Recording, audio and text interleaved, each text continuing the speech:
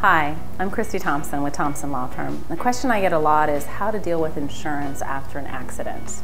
And there's several ways to deal with insurance. The first thing you need to look at is what type of accident were you in? Who is contacting you and what information are they seeking? A lot of times insurance companies are really looking to protect either themselves or their insured. They're looking to possibly find you at fault for the accident. So be careful in speaking with the insurance. You want to speak with that adjuster and advise them that you don't want to be recorded. That's a big warning sign. When they tell you they want to record something, that tells me they're going to use it against you later. So be careful with that. So before heading down the path of handling your own claim by yourself, considering contacting an attorney. Here at Thompson Law Firm, we assist injury victims every day, and we look at all the different aspects of an injury case, including when to contact insurance, how to use your insurance, and what's the best available insurance for you. We look forward to talking to you. Thanks.